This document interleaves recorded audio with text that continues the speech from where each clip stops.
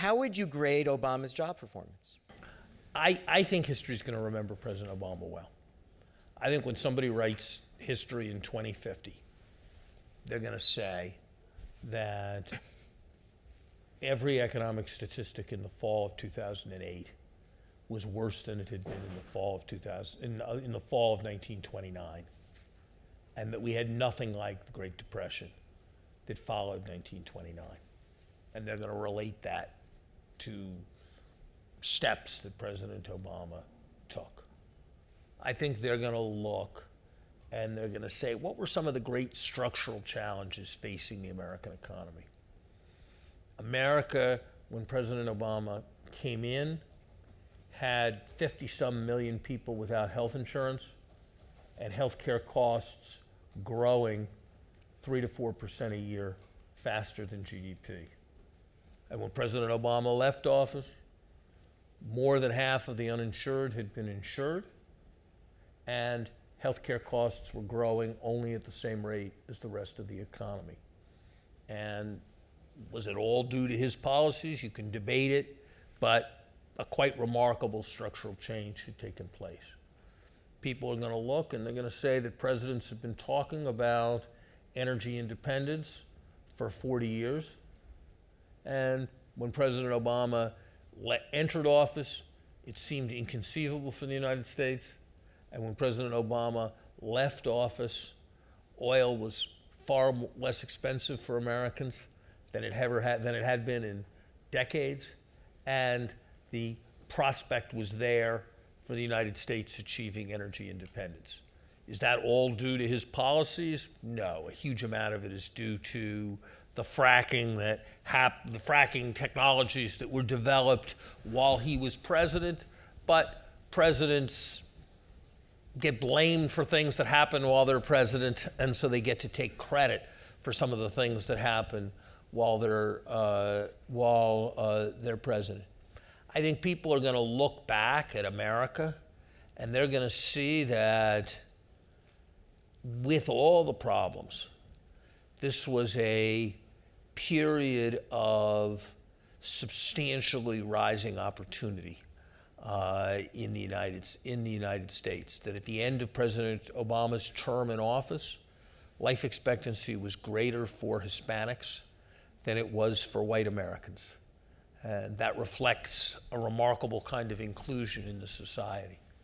People are going to look at how far the gay rights issue moved in 8 years, and they're going to think that that was an extraordinary thing.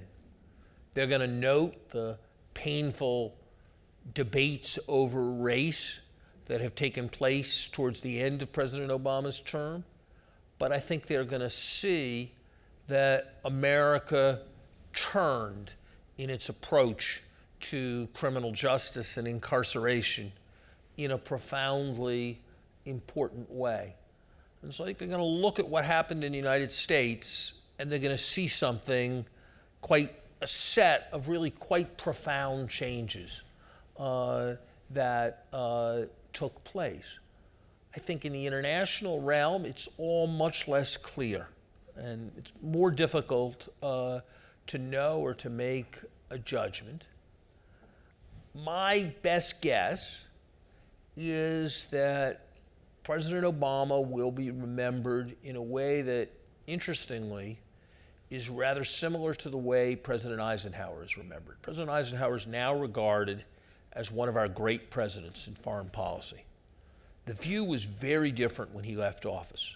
When he left office, the view was that the missile gap had developed, that he had failed to counter aggression in a variety of ways. Those were important themes of John Kennedy's presidential campaign.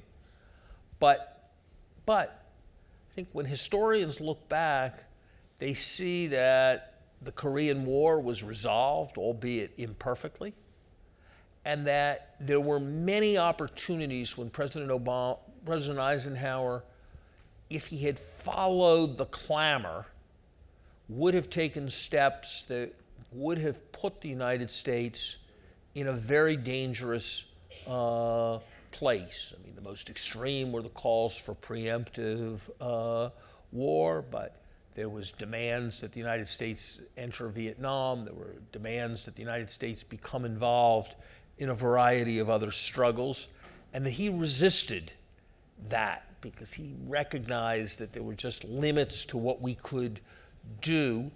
And I think that President Obama will be seen as having maintained perspective when many around him didn't. And therefore, in the country, I mean, and therefore having served the country well. Am I sure I'm right? So I think if that is the way it is seen by historians, I don't think that will put him with Franklin Roosevelt or Abraham Lincoln, but it will put him very much in the group of our very successful and important presidents. Could it turn out differently?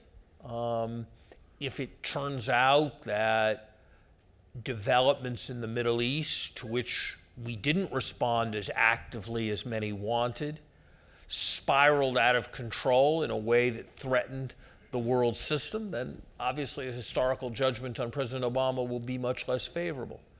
If a Republican president is elected who undoes much of what I described on the domestic side because President Obama got ahead of the American people and therefore the changes he brought about weren't capable of being institutionalized and made permanent, then historians may reach a quite different view. And the evidence is that contemporary judgments as to how presidents have done don't tend to stand up very well. So I offer the judgment in a very tentative way, but my judgment would be that history will remember President Obama very well.